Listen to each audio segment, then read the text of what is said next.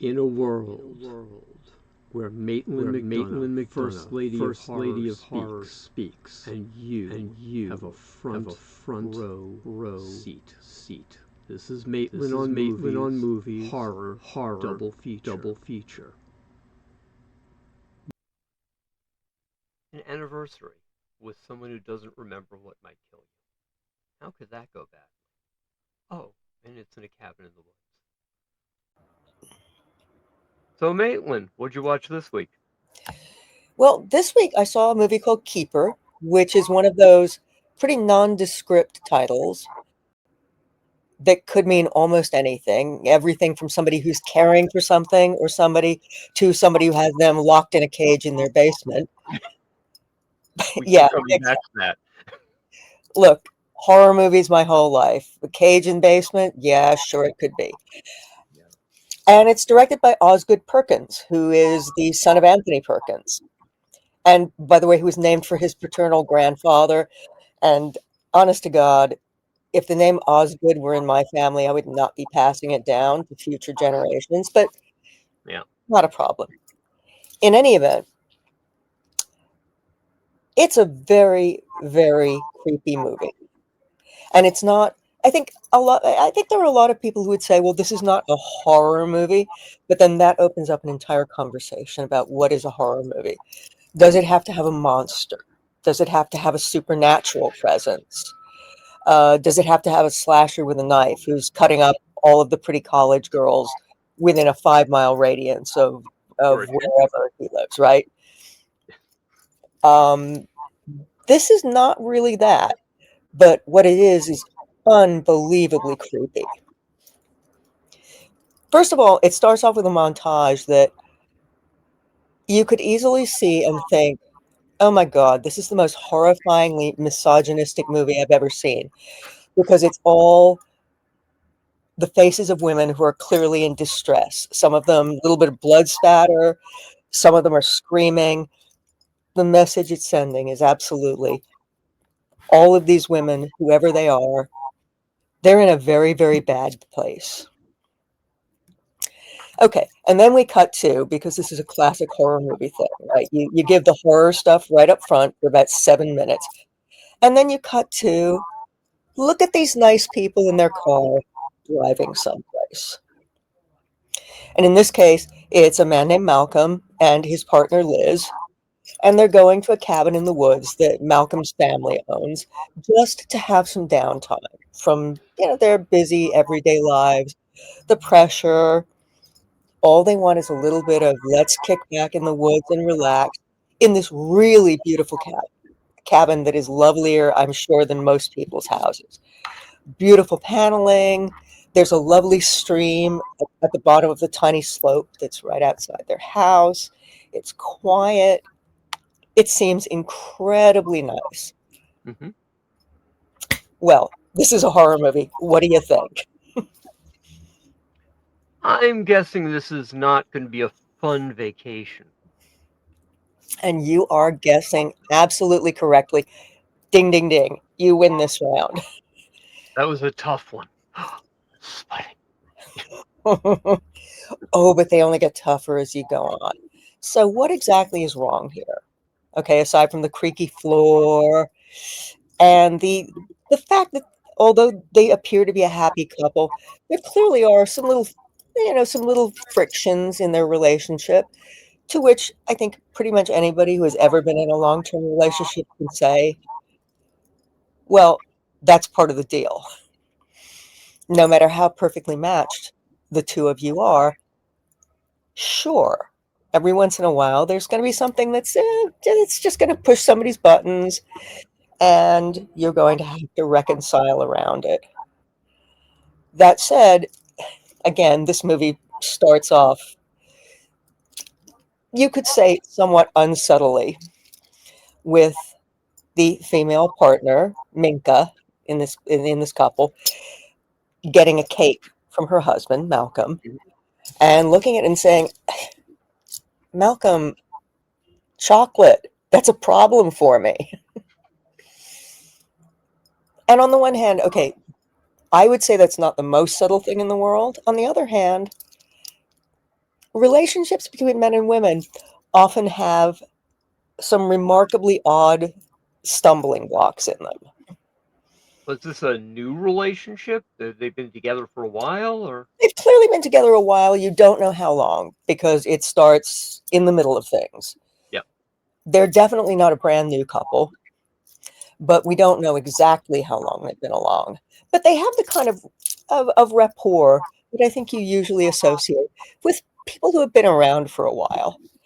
Who would know if That's the other one had a real dislike for chocolate or possibly even an allergic reaction to something that usually gets put in with chocolate? Yeah. it's an allergy. And she says, Yeah. I'm allergic to chocolate with exactly that kind of aggravation. I think she says, seriously, I'm allergic to chocolate. Wait, so I have to stop you right here. Clearly, this is a horror movie because for most people, being allergic to chocolate, that would be all it would take for this to class as horror. It would be indeed, although that's not really the case for me because I'm that person who doesn't like chocolate. Chocolate to me tastes like grease. My favorite candy, candy corn, which of course tastes pure sugar. You know, none of that milk or whatever other things go into chocolate to get in your way. But yeah, you would think that after people have been together, even for a fairly short amount of time, let's say 6 to 8 months, if one person has a pretty serious allergy, usually the other person Yeah. is aware of that, right? Yeah. And respects that, which is probably the more important. The two of them. You just popped off the stage for a second, so Oh, we got important part and two of them, and I don't know if there were any words in between. the important part of this is that even if they haven't been together for 15 years, generally speaking, if you've been with somebody for, let's say, 8 to 10 months or a year, you've probably learned some important things like, oh my God, I'm so allergic to dogs. Yeah. Please don't bring a dog into my apartment. Or, oh my God, I've been terrified of fire, including candles, ever since there was a fire in my family's home and it was a traumatic thing. That's the kind of stuff that by the time you've been Yeah. together for a while. So we're starting off with oops, you forgot that might kill me. That's a good place to start a relationship. Yeah. Exactly. And I think especially for women, because men can be a little dense, and no offense to your sex, but men sometimes take a little bit longer to pick up on things like that. Whereas women often feel like, I said this once, I told you this, and I said this was a really bad thing that happened to me, and I really can't have this in my life. Women, I think, learn that maybe you have to repeat that a few times before it really sinks in. And that is no offense to your sex. Just there are communication differences between the way men and women communicate, the way women communicate with other women, and the way men communicate with other men. It's all complicated, right? As a writer, I spend a lot of time with figuring exactly where those borders are at any given moment. Yes. Yeah, with the it's complicated. Yeah. In any event, the male half of this couple is a doctor and suddenly has to go and deal with some kind of emergency that requires him to be absent for a while. So From now, in the on, woods that she's alone in. yep, Yep. she's alone in the cabin in the woods. That can't go wrong. No, Gotcha. it can't. And in fact, that might be the title of the movie that I'm never going to make. Alone in the Cabin in the Woods, just in case Cabin in the Woods isn't enough for you. I'm going to make it very, very clear. Yeah. And from that point forward, it becomes a movie that basically hinges on, is it just that she is in a somewhat awkward situation, that her relationship with her significant other, while it seems to be basically solid, yeah, maybe has some little ripples going on under the surface that are going to need to be addressed. And holy shit, is there something really, really wrong going on here? And that she needs to wake up right now and stop thinking that maybe it's just her imagination. So It's a psychological thriller of the kind that I'm inclined to say that I shouldn't say that much more about the plot, because discovering it as the movie goes on is part of the pleasure of this movie. So when I hear pleasure of the movie, you mean this one's a good one?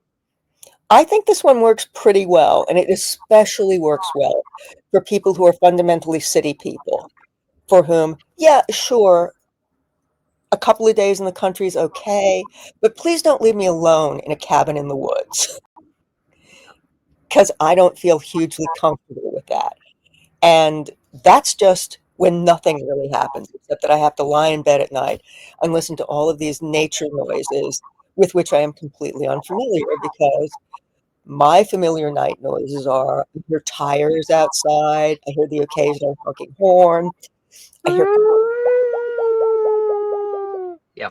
I hear couples having slightly boozy conversations because the bars have just closed and now they're walking home. Those to me are the sounds of the city. And those are like, yeah, oh, that's like a lullaby to me. Yeah. And also, having been said, I live between two major metropolitan hospitals. So honestly, ambulance sirens don't trouble me in the least, because I don't immediately think, first of all, oh my God, that's a police car, because I know they're ambulances. And second, yes, they're ambulances because I live in a city of 8 million. Lots of people get sick, trip on a curb, get bumped by a car because they were crossing against the light, which everybody in New York does. We all cross against the light. And most of the time, if we've lived here a while, nothing happens. I have never been clipped by a car crossing against the light, because I know how to calculate where the closest car is and get my butt either to the sidewalk or to the median in between. My brother tells a great story. He's about to walk across the street, and he's deeply engrossed in this book, and he looks, and there's a car like 3 blocks away, so he figures he's got time. So he looks down at the book and takes 2 more steps, and his knee is now in the side of the guy's car, denting it. Is your brother Iron Man? Well, no, but in his 20s, he probably didn't acknowledge the pain. Uh and we did get to that cars made of aluminum stage in society at a certain point. Also that, yeah. Yeah. You don't want to be hit by a 63 Chevy Plymouth or anything. I mean, I'll tell you, and this is a total aside, but I grew up in New York City, which means I didn't have to learn to drive because public Yeah. transportation will take you everywhere. So I was in my early 30s before I learned to drive. And it was a little bit scary for me because being behind the wheel was so completely alien. And at the end of my driving lessons, when I was about to get my license, my driving instructor said, you need to buy a car right now. Just buy a junker, okay? A car that's going to last a few months. But you need to buy a car and you need to drive it for however long that car lasts, Yeah. because otherwise you're going to be that person who has a driver's license who can't really drive. You learned just enough to pass your driver's test. So a couple of days later, I saw an ad somewhere near my apartment with somebody selling a car, and that car happened to be a 1973 Gran Torino. And this was in the 90s, so that was a very old Tank. car. Yeah. But it was a fucking tank, exactly. Yeah. And so I bought that car, and that was the car I drove. And it was great for me because even though I was a fledgling driver, and there were cars every place, and there was merging, and there was all those things that make fledgling drivers really nervous and insecure, I could be confident that I was in a car that if I were broadsided, which I was by another car, that I wasn't going to be the person who had to have my car towed. I was going to be the person who got out and said, dude, you broadsided me in an intersection. Call I, your insurance. I absolutely will not tell the story because it was told to me in confidence about my friend who was drunk in a Delta 88 and hit a one-lane suspension bridge's support structure, and the bridge collapsed, but the car didn't. I won't tell that story. Thank you for telling the bit of it that you told, though. Because, yes, those old cars were built like tanks. Yeah. I mean, the only reason that I had to let my car go was that the engine was failing. Although now, just for a completely irrelevant story, it was actually great because the only reason it ran as long as it did was that there was a very small garage near where I lived, run by two Russian guys, both of whom were named Dmitri, who loved my car because, as the one who spoke better English says, reminds me of tank I worked on in Soviet Army.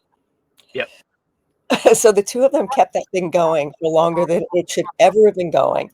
And when it finally died on the West Side Highway, I called the Dimitris, and one of them said, "No, we come, we get car, we drive you home." Mm-hmm. So they came, they hauled the car, they dropped me off at my apartment, and they just took it away for parts. So to be clear, what we've now determined is nothing dangerous ever happens in a city. It's only in a cabin in the woods that anything bad can ever happen. I kind of would like to say that. I know that bad things do happen in New York City, but it's also a city of 8 million people, a lot of them concentrated in quite a small space. Yes. You know, Manhattan is extremely densely populated. Brooklyn, dense. Queens, less dense. Staten Island's a tiny island. Yeah. Brooklyn, pretty big. You know, Manhattan is we are all living on top of each other. Yeah. And mostly it works okay. It does. Which is just my little rah-rah for New York, because I know that a lot of people still think, I don't care how much has changed, how much has improved. New York is what I saw in the 70s in exploitation movies. Yeah. Right? It's Assault on Precinct 13. It's every awful thing you can imagine. It's not. It's actually pretty okay. You got to remember, news outside of New York, outside of the tri-state area, the only thing you ever hear about from New York is crime. Crime, more crime, corruption, crime. Yeah. Yeah, many years ago, I did a series of joke ads for a magazine that I was editing.